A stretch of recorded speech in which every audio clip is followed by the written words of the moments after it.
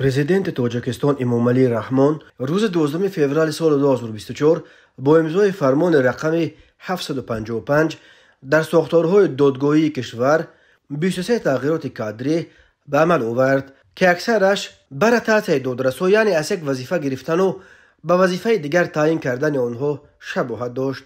از جمله با این فرمان پرزیدنت حاجی زاده میرزا شریف از وظیفه رئیس سود شهر خوجند آزاد گردیده، رئیس سود ولایت سوخت و ظریفی فخرالدین از وظیفه سودیه سود ولایت سوخت آزاد گردیده معاون رئیس سود ولایت تعیین شد. محیدین زاده بهادر که تا امروز رئیس سود ناحیه جیهون بود از این مقام آزاد و رئیس سود شهر کولوب تعیین شده است. همین طور شریف زاده رودابه حمیدین دختر وزیر سابق کارهای داخلی تاجیکستان حمیدین شریپوف از وظیفه معاون رئیس سود حربی گارنیزون دوشنبه آزاد گردیده، رئیس سود حربی گارنیزون دوشنبه تعیین گردید. جای ذکر است که در روزهای آخر رودابه علاقه سیامی فرزند شادروان حمیدین شریپوف است که به منصب‌های بلند تعیین می‌شوند.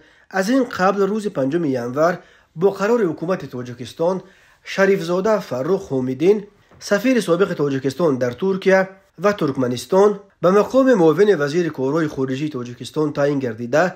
در پایان ماه ژانویه پسر دیگر حمیدین شریپوف شریف زاده فیروز حمیدین که تا کنون معاون رئیس بانک ملی بود معاون اول رئیس این بانک تعیین کرده شد. اما برگردیم به تعیینات سودیه ها یا دادرس‌ها. با فرمان رقم 755 از 12 فوریه همچنین سنگین زاده غیرت با ترک وظیفه رئیس سود ناحیه اسماعیل سامانی شهر دوشنبه رئیس سود ناحیه باباجان غفوروف تعیین شد.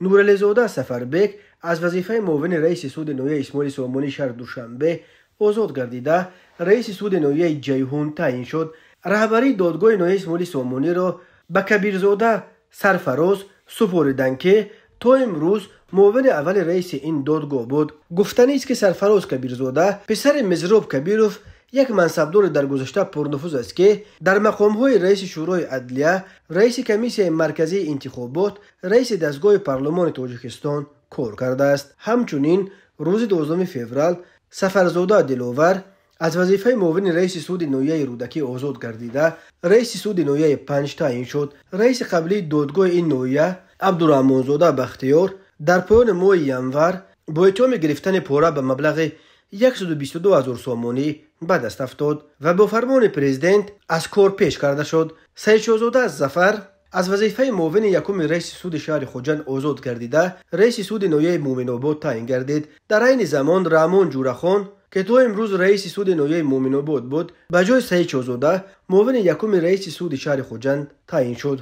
سنگین زاده غیرت با ترک وظیفه رئیس سود ناحیه اسماعیل سامانی شهر دوشنبه رئیس سود ناحیه باباجان غفوروف تعیین شد. بحرانیان معروف جان که در دادگاه ولایت سوخت دادرس عادی بود رئیس سود ناحیه جبار سولوف شد. همین طور احمدزاده اکرم از وظیفه سودیه سود حربی گارنیزون خوجند آزاد گردیده، رئیس سود حربی گارنیزون خوجند تعیین گردید. همین طور چند نفر دیگر باعث دادرس در دادگاه‌های گوناگون جمهوری از جمله در ولایت‌های سوخت، ولایت مختار کوهستان بدخشان تعیین شدند. با وجود آنکه تغییرات بیشتر بر اساس شباهت داشت، خدمات مطبوعات پرزیدنت تاکید کرده است که به وظیفه‌های رئیس سود ولایت سوخت، رئیس سود شهر کولوب، رئیسان سودهای حربی در گارنیزون‌های دوشنبه و خوجند، رئیسان و معاون‌های رئیس سود و سودیه‌ها در یک چند شهر و ناحیه‌ها کادرهای جوان و ورزیده و بالیاقت تعیین گردیدند. روز 12 فوریه پرزیدنت امامعلی رحمان